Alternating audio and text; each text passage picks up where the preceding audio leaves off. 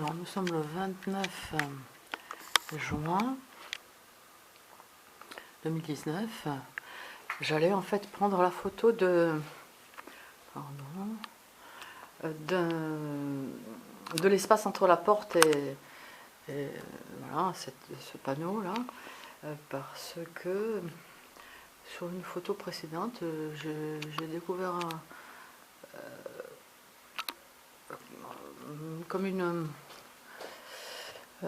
comment dire, barre lumineuse, alors qu'il n'y avait pas de porte ouverte, il n'y avait pas de lumière ici.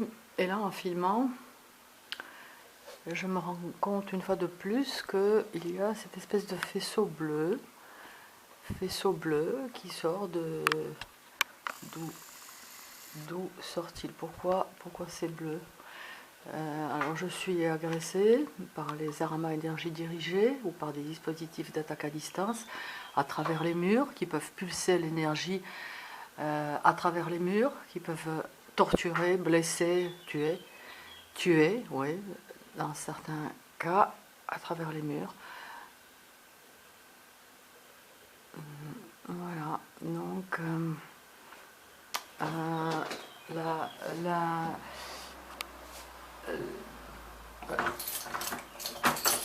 le couloir est éteint. Ah non, il est allumé. Mais quand même, pourquoi la lumière qui passe à travers, donc qui sort là-haut, juste là-haut, là, pourquoi c'est bleu? C'est-à-dire ça doit être lié avec le luminaire.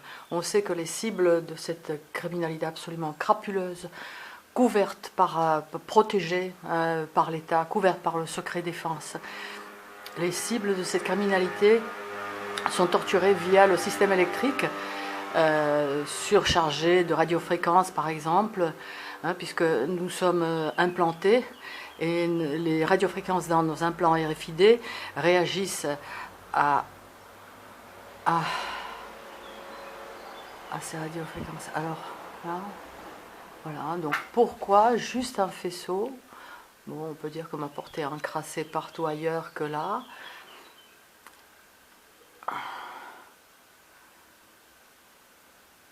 Mais bon, je le verrai autrement, puisque récemment, nous avons fait, avec Léna Sagnol, nous avons fait des détections, un peu faites maison, si je puis dire, de radiofréquences, dans des endroits absolument invraisemblables, dont cet endroit-là, à côté de la porte, ici, autant ici chez moi que de l'autre côté, côté couloir.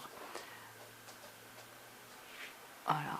Et de l'autre côté, je suis agressée, pas seulement depuis les voitures, etc., dans lesquelles on peut déposer des armes des armes à énergie dirigée ou des dispositifs d'attaque à distance, mais également via ce lampadaire. Alors ça peut prêter à sourire, ce lampadaire qui a été installé là, devant mes fenêtres, un 20 février 2018 à 20h du soir. Les autres sont, enfin je l'ai déjà filmé, j'avais déjà fait une vidéo, mais le fait est que dans ce lampadaire où il y a donc des LED, quoi,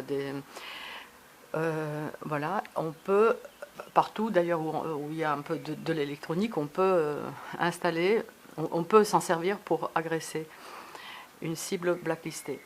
Je remarque aussi, et je ne suis pas la seule, Léna Sagnol aussi l'avait remarqué, une autre cible donc qui est venue chez moi. Il y a du bleu un peu en hauteur là, juste derrière il y a des tours cellulaires. Et lorsque je passe de l'autre côté, lorsque je rentre chez moi, toujours, je suis agressée quasiment systématiquement à cet endroit-là, donc au niveau des tours cellulaires.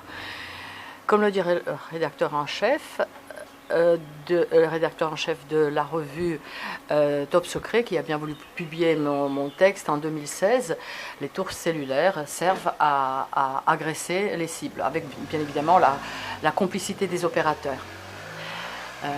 Et ce bleu serait lié avec ce que ça émane, ce que ces saloperies émanent, les champs électromagnétiques.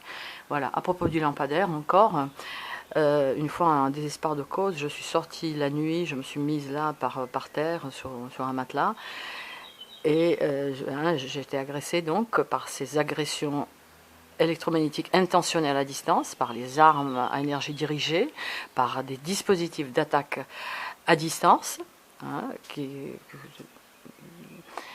certains habitants de cet immeuble sont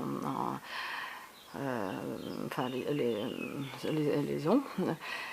Et lorsque le lampadaire s'est éteint, il y a eu un soulagement immédiat. Donc aujourd'hui, je n'ai plus aucun doute que ce lampadaire qui a été installé dans ma rue, juste là, devant mes fenêtres, à 20h du soir, il y a des cantonniers qui sont venus avec leurs gilets jaunes, qui ont traficoté d'ailleurs un peu au pied du... Enfin bon, on ne voit pas très bien. Voilà, qui ont